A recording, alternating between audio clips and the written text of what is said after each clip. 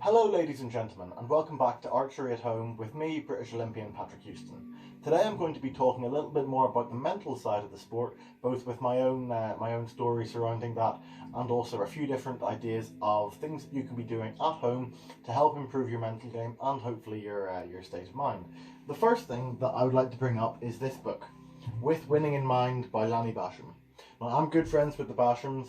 I've dived into this program headlong. I know it pretty damn well, and I am a massive fan of it. It's very simple. It's very plain English, and it's build your self-image, build your subconscious, control your conscious, get the three working together. That's pretty much it. I know I covered that very quickly. I'll explain it more later on. Basically, speak in the right words, talk the right ideas, believe the right things, and a few different structures within that, one of which I have actually written on my door here. Now, this is a directive affirmation. This is something that Mr. Basham discusses in the book with quite a few different examples. This is the affirmation that I wrote for Rio 2016. And now I'd also like to take a moment to apologise for the lack of videos coming out over the past few weeks, but I've taken a little bit of time to work on myself and get myself back to where I'd like to be. I think that's come on really well with the use of directive affirmation. I have mine written up on my beside my mirror over here. I've also got my scores board, so the scores of how I'm getting along with that. I've also been generally exercising quite a lot more, and I've got myself back to feeling positive, because one of the big things about depression is you can become depressed by being depressed. We have been depressed. We've been locked in our houses. We've been told not to go out, not to do things, and that ends up, I'm used to being on my feet from 8:30 in the morning to 10 at night if I go to an archery club. I needed to burn more energy. Now that I am burning more energy, I feel an awful lot better. I'm starting to get training fatigue from the bow drills that I'm doing. It's really enjoyable, and I'm starting to feel a lot better about things. This directive affirmation, but a directive affirmation, that one, has really helped me, and I've even written one for my shower. Now, I'm a big fan of the Wim Hof method. Quite a few of you may have seen my links that I've shared on the Facebook page. Wim Hof is a Dutch guy who does a load of breathing techniques combined with cold exposure to be able to push his body to extreme limits, and it's pretty incredible the stuff he's done. He swam, I think, 66 meters under a sheet of ice. He spent 1 hour 58 in sub-zero water. He's run a marathon in the Arctic in flip-flops and t-shirt kind of thing. It's pretty incredible. But part of his thing is having cold showers. I've really struggled over the past 3-4 months to motivate myself to start the shower cold, and that is one of the things that's really powerful. You get in, you turn it on cold, you control your breathing, powerfully continuous in and out, and it gives you a fantastic sensation, particularly when you do the breath hold in the cold water. But I've really struggled to get into the shower and do that. And a day after I'd written my affirmation, I'm like, oh, I'm going into the shower, and then there's this little voice comes up in my head which says, oh no, you don't really want to start the shower cold. You want to start the shower warm and then slowly get to that. So I wrote this affirmation, and then I wrote it out, stuck it on the wall. I read it before I went into the shower. Literally, it's in my bathroom right there. Go to the directive affirmation. I read that. It says about preparing the shower, so I run the water so that there is warm there if I want it. I then put it on mid-cold, so it is pretty much cold, but it's not totally freezing. I get in, get my entire body wet, and then the voice came back. So I'm reading that the entire way through, and then go cold, do the breath, and I talk about controlling my breath work and what have you. But I got in the shower, I got myself all wet with this pretty cool water, and the wee voice comes back and says, oh no, it's cold. But I just read this affirmation, and that while I was thinking, or I was having the thought of, oh no, it's cold, I don't want to do that, literally subconsciously, I reached to the knob and turned it fully on cold. I was quite proud of myself. And that was because I'd written that directive affirmation a few times, thought about it while writing it, read it, gone into the shower, and literally, like, while I was having the thought, and there's a big difference there between thinking and having the thought. I was having the thought of, no, this is too cold, I don't want to do this, I'm gonna put it on warm, what have you, that's enough, blah blah blah, just wussing out. But then the me that has qualified third at World Championships, won a World field team with the Northern Irish team, I might add, shot this, that and the other, there's an awful lot of willpower in there, but it's being muffled by this voice. But by defining it into a directive affirmation, which they talk about in With Winning in Mind, and they've got a few seminars online, there's loads of content there, got a fantastic CD series as well. By having that directive affirmation, I literally slubbed that out, and I am proud of myself. I mean that. I'm proud that while I was having the thought, I know, turn it back on to warm, and you can shave and wash and all that before, and then maybe a bit of cold at the end, as I have been doing for quite a long time. But because I'd written that affirmation, my subconscious went, no, I didn't think that. I just did it. It just basically happened. And I ended up having a great shower. I really enjoyed it. Did the same again today, and it's been great. I've really enjoyed that. So a directive affirmation from With Winning in Mind, just saying things positively, having the right frame of mind and thinking, I'm going to do this, seeing yourself there, pointing yourself the right direction and saying the right things are really, really good steps to help you progressing in anything, whether this is baking, whether this is cycling, marathon running, high level professional archery, business sales. If you say, I'm going to make this sale, you are more likely to make that sale. One of the things I say an awful lot from the book With Winning in Mind, the more you talk about, think about and write about something, the more likely it is to happen. So writing out a directive affirmation, which basically has what you want to happen. First off, a date, maximum 3 weeks. I'm running 10 days at the moment because I want to change them up and keep the improvement going.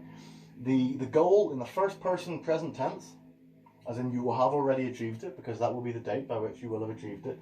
Then the payload, why you want to achieve that. What's it going to do? What's it going to bring? How are you going to feel? What's going to happen?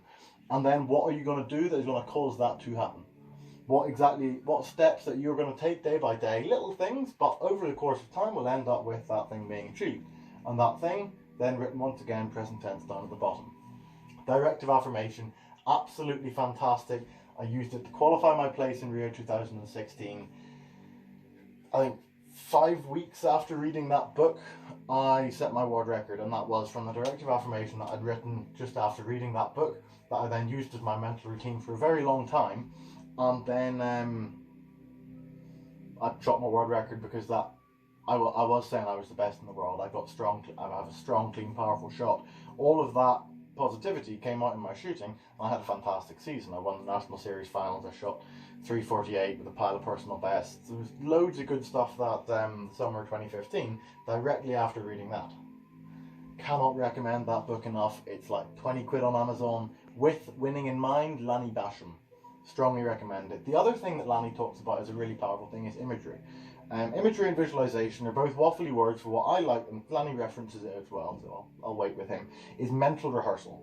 Imagining what you are doing, what are you going to do, and what you want to do in your head vividly is nearly as good as doing it itself. There are actually a variety of studies, and there's one with putting, and there's definitely one with basketball, where they had a group practice and a group just do mental rehearsal. The group that just did mental rehearsal, because they're imprinting onto their self-image only the throws they want to make, and obviously they had a degree of skill before, but they improved more than the group that practiced, just because they were imagining what they were going to do. Now, mental rehearsal is something that should be done from the first person viewpoint. I know with phones nowadays, which are fantastic for recording videos and having analysis of people, which is something they didn't used to have. I remember Richard tells me all the time about how they would send off reels of film in the 80s, and a couple of weeks later you would get this reel of film back and you'd be able to look at your shot. And now I can tune my bow with the super slow motion on my S9. It is really incredible. The 960 frames per second super slow motion, you can tune a bow fairly well with an iPhone, which does 120. These things are 960 frames per second. That is amazing. We tuned my bow in Vitel. Alex was just literally slow-moing the arrow flight with his phone. Fantastic. Anyway, I digress. Mental rehearsal is imagining you doing the thing. So the way that I normally start off with, because my shot's so nicely defined, I'm very happy with it, I've actually been able to dive in at the deep end and go straight into high-level matches. But normally, I'll spend a few days, 3-4 days, if you imagine it like lifting weights, because mental training is training for your mind. But you start off just imagining your shot. And even that, staying focused to imagine 12 shots can be quite difficult. But you're imagining your shot and realistically surrounded by white. Depending on how loud you should go, but just practice your technique. What you're going to be doing, how the shot should feel. You don't even need a target. Normally, when I'm starting up mental rehearsal, preparing for a tournament, I'll start that up and do that for 3 or 4 days. Then I'll slowly add layers. So I'll shoot at a target. I'll be shooting in a place. I'll be shooting at a target with scores in a place. I'll be shooting at a target with scores and wind. I'll be shooting against an opponent. And then you can build up these layers of complexity inside your mental rehearsal to make it as realistic to the situation that you're going to be going into as if you had already been there and done it all. You've felt the pressure, you've known what the nerves feel like, you know what the grass is going to smell like. You've imagined all of this, which makes it so realistic in your self-image that it is like you, because this is already the state, remember. It is like you, that's a phrase from Lanny Basham, it is like you to win that, because you have already won it that many times. Take Brady Ellison, 2016. After 2016, he had, after the Rio Olympics, where he got his bronze medal, he had a knee surgery. The guy's hypermobile. So he had knee surgery, and I believe, I could check this with him maybe someday, but I believe he then spent the entire recovery from his knee injury in bed, mentally rehearsing. I know he is a huge believer in With Winning in Mind, has a personal relationship with the Bashams, and like I've seen them talking to him at the Indoor World Cup in Vegas in the finals, that kind of level. But he will have spent that time mentally rehearsing. He came back from his knee injury. He put a bow together and shot 598 in Marrakesh. He'd had the knee operation like a month before. He would not have been able to walk for 3 weeks. But he put a bow together. He knew his technique. He obviously dropped the pointage down, and he shot 598. And bear in mind, I was at that event. That was with a weather break in the middle of it. And yes, that was an 80-meter round. We were shooting in a tent. It was Morocco. 598. He shot 599 later that year in Nimes. In my opinion, that's because he drilled himself that's what he was able to do. Take this year, Vegas. Brady Ellison had an incredible achievement. He shot 900 at Vegas. That's three clean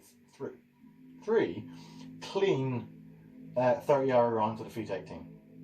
And that will have been done in his mind over and over and over again so that he knew he could do it. Because the thing is, doing it once, amazing, very impressive. Doing it the second day, that is serious pressure, but you have to have rehearsed that second day to have had all those thoughts in your mind and seen it go right so that it is like you to shoot to that 300. And then the third day, well, like, fair play to the man. I have my hats off to him. I will never fault the boys' work ethic, competition results, mindset, what have you. The guy is a tremendous archer, and I look forward to seeing him very shortly on the international circuit. I've already been beating you in here, Brady, just so you know. So mental rehearsal is a really fantastic tool. I strongly recommend that you mentally rehearse. Build it up slowly. You can do 12 hours, you can do 15, you can do 18, you can do 36, however many, but slowly add the levels to it, add the layers to it, and let it become realistic. And remember, you're viewing from yourself. You're not viewing as if from a camera. You are yourself doing what you're going to do. Mental rehearsal, cannot recommend it enough. So the final thing that I'm going to talk to you today about is a little bit of breathing. Now, this is a concept called Ujjayi breathing. We're going to breathe in through our nose and out through our nose, but whilst restricting the airflow slightly. You should always breathe through your nose. It's a really important thing in terms of having good oxygen proliferation throughout the body. You want to have carbon dioxide. You don't want to breathe too much. You want to breathe slowly, lightly, slowly, and deeply. Have a look at The Oxygen Advantage by Patrick McKeown. Fantastic Facebook page, YouTube page. Loads and loads of content there. Great book as well. Breathe through your nose, light, slow, and deep. We're going to breathe through our nose, but restrict the end, as if you're snoring. You're like 2/3 of the way to snoring. It's basically what we're going to do.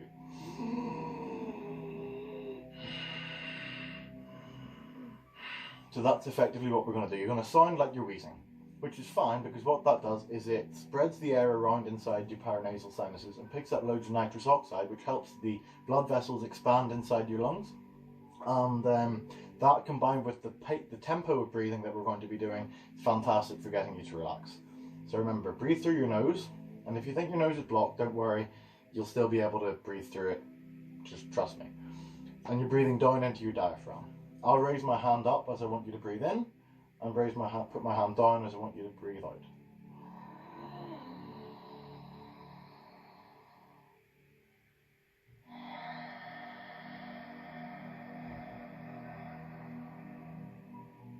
then a little pause down at the bottom.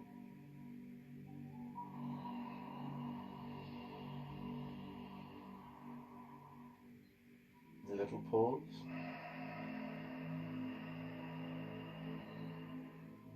Slightly longer pause at the bottom. You should find yourself relaxing.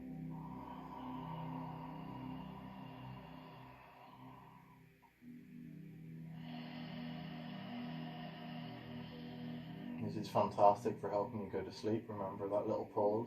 Fantastic for helping you go to sleep, relax, remove tension from your body.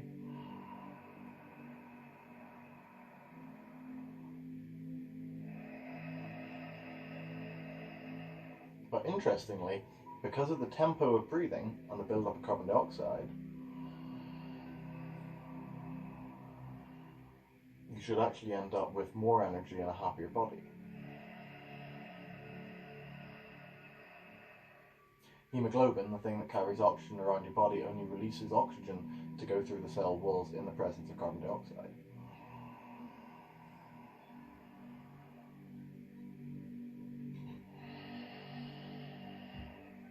And the thing that causes you to need to breathe is actually carbon dioxide, not the lack of oxygen. Reset your carbon dioxide monitors, little breath holds. Little breath holds in between your breaths. Let the carbon dioxide build up. Breathe light, slow and deep. So there you go, guys. There's a few different things. I like to do that breathing either early on in the morning of a competition day, or maybe after lunchtime, but not before tournament, not shortly before tournament, because it doesn't. I like to do a Wim Hof breath, which charge myself up with energy a slightly more aggressive way for tournament, but it's fantastic for winding down afterwards, particularly for any kind of mental rehearsal. Going into your mental rehearsal, really useful, because it relaxes your entire body, gets your mind calm, gets you out of your fight or flight response, and generally you end up feeling better. So there you go, guys. I hope you've enjoyed that. Order this book on Amazon.